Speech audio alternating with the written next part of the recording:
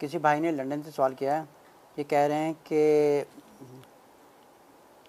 क्या किसी मरने वाले की फ़ोटो याद के तौर पर रख सकते हैं। मेरे भाई, मरने वाला रिश्तेदार हो या कोई भी हो, या किसी की निशानी रखना, एक तो किसी की निशानी रखना तो अलग बात है, हम कोई भी तस्वीर अपने घर पे नहीं रख सकते। जैसे एक बुखारी की एक हदीस है, किताब 43 और हदीस नंबर 659, जिसमें रसूलुल्लाह सल्लल्लाहु अलैहि वसल्लम जब घर पे दाखिल होते हैं तो घर पे देखते हैं कि एक तस्वीरों वाला पर्दा लटका होता है। तो आयशा रज़ी अल्लाह अन्हा से पूछती, उनसे उन्हें बहुत गुस्सा आता है, तो इस पर्दे को फाड़ देते हैं और फेंक देते हैं। तो यहीं से साबित होता है कि एक कोई भी चीज़ जिसमें तस्वीर हो तो ये घर पे रखना बिल्कुल जायज़ नहीं है, क्योंकि वहाँ पे फरिश्ते नहीं आते।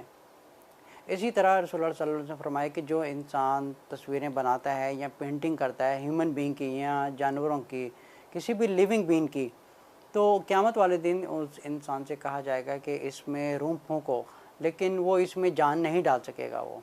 तो इसलिए इस चीज़ को मना किया कि घर में किसी किस्म की जो इंसानों की तस्वीरें हैं या जानवरों की या परिंदों की घर पे तस्वीर लगाना बिल्कुल जायज़ नहीं है। वहाँ पे फरिश्ते नहीं आते और ना ही वहाँ पे नमाज होती है। जिस कमरे में तस्वीर हो, जैसे आप पेड़ पौधे की तस्वीरें लगा सकते हैं, फलों की तस्वीरें लगा सकते हैं, या आप कोई फूलों की या कोई अच्छी सीनरीज की तस्वीरें लगा सकते हैं, लेकिन जहाँ तक ताल्लुक़ है एक इंसान की तस्वीर का और जानवर की या परिंदे की, ये तस्वीरें लगाना जायज़ नहीं है। और जिस कमरे में तस्वीरें लगाऊं वहाँ पे नमाज भी जायज़ नहीं होती, वहाँ पे नमाज होती नहीं है।